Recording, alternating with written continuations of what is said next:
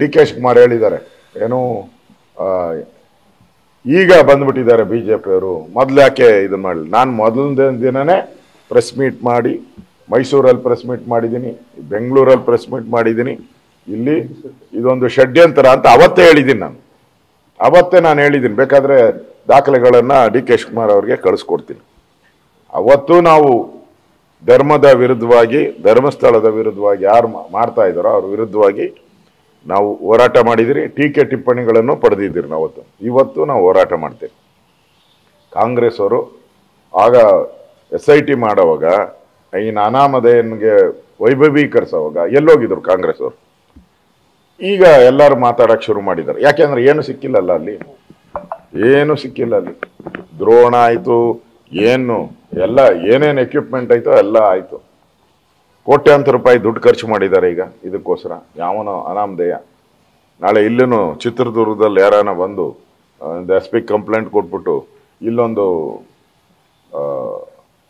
106 rape ಆಗಿದೆ, ಇಲ್ಲಿ DC office ಒಳಗಡೆನೇ ಇದೆ, SP ಆಫೀಸ್ ಒಳಗಡೆನೇ ಇದೆ, ತನಿಖೆ ಮಾಡ್ತೀರಾ? ತನಿಖೆ ಮಾಡೋಕ್ಕೂ ಒಂದು ಅರ್ಥ ಬೇಕು. ಈ ಥರದ ಒಂದು ಹಿಂದೂಗಳನ್ನು ಅವಹೇಳನ ಮಾಡ್ತಕ್ಕಂಥ ಒಂದು ಸಂಘಟನೆಗಳೇನಿದೆ, ಇದು ಸಿದ್ದರಾಮಯ್ಯ ಬಂದ ಮೇಲೆ ಜಾಸ್ತಿ ಆಗ್ಬಿಟ್ಟಿದೆ. ಡಿ ಕೆ ಶಿವಕುಮಾರ್ ಹೇಳಿದ್ದಾರೆ ಏನು ಈಗ ಬಂದ್ಬಿಟ್ಟಿದ್ದಾರೆ ಬಿಜೆಪಿಯವರು. ಮೊದಲು ಯಾಕೆ ಇದನ್ನ ಮಾಡಲಿ? ನಾನು ಮೊದಲನೇ ದಿನನೇ ಪ್ರೆಸ್ ಮೀಟ್ ಮಾಡಿ, ಮೈಸೂರಲ್ಲಿ ಪ್ರೆಸ್ ಮೀಟ್ ಮಾಡಿದ್ದೀನಿ, ಬೆಂಗಳೂರಲ್ಲಿ ಪ್ರೆಸ್ ಮೀಟ್ ಮಾಡಿದ್ದೀನಿ. ಇಲ್ಲಿ ಇದೊಂದು ಷಡ್ಯಂತರ ಅಂತ ಅವತ್ತೇ ಹೇಳಿದ್ದೀನಿ. ನಾನು ಹೇಳಿದ್ದೀನಿ. ಬೇಕಾದ್ರೆ ದಾಖಲೆಗಳನ್ನು ಡಿ ಕೆ ಶಿವಕುಮಾರ್ ಅವ್ರಿಗೆ ಕಳಿಸ್ಕೊಡ್ತೀನಿ. ಅವತ್ತು ನಾವು ಧರ್ಮದ ವಿರುದ್ಧವಾಗಿ, ಧರ್ಮಸ್ಥಳದ ವಿರುದ್ಧವಾಗಿ ಯಾರು ಮಾಡ್ತಾ ಇದ್ದಾರೋ ಅವ್ರ ವಿರುದ್ಧವಾಗಿ ನಾವು ಹೋರಾಟ ಮಾಡಿದಿರಿ. ಟೀಕೆ ಟಿಪ್ಪಣಿಗಳನ್ನು ಪಡೆದಿದ್ದೀರಿ. ಇವತ್ತು ನಾವು ಹೋರಾಟ ಮಾಡ್ತೇವೆ. ಕಾಂಗ್ರೆಸ್ ಅವರು ಆಗ SIT ಮಾಡೋವಾಗ, ಇನ್ನು ಅನಾಮಧೇಯನ್ಗೆ ವೈಭವೀಕರಿಸೋವಾಗ ಎಲ್ಲೋಗಿದ್ರು ಕಾಂಗ್ರೆಸ್ ಅವರು? ಈಗ ಎಲ್ಲರೂ ಮಾತಾಡಕ್ಕೆ ಶುರು ಮಾಡಿದ್ದಾರೆ. ಯಾಕೆಂದ್ರೆ ಏನು ಸಿಕ್ಕಿಲ್ಲಲ್ಲ ಅಲ್ಲಿ, ಏನು ಸಿಕ್ಕಿಲ್ಲ ಅಲ್ಲಿ.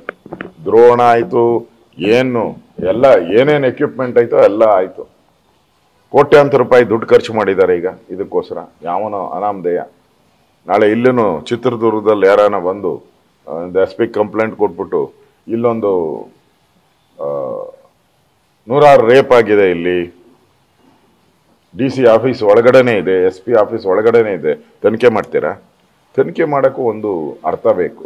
ಈ ಥರದ ಒಂದು ಹಿಂದೂಗಳನ್ನು ಅವಹೇಳನ ಮಾಡ್ತಕ್ಕಂಥ ಒಂದು ಸಂಘಟನೆಗಳೇನಿದೆ, ಇದು ಸಿದ್ದರಾಮಯ್ಯ ಬಂದ ಮೇಲೆ ಜಾಸ್ತಿ ಆಗ್ಬಿಟ್ಟಿದೆ.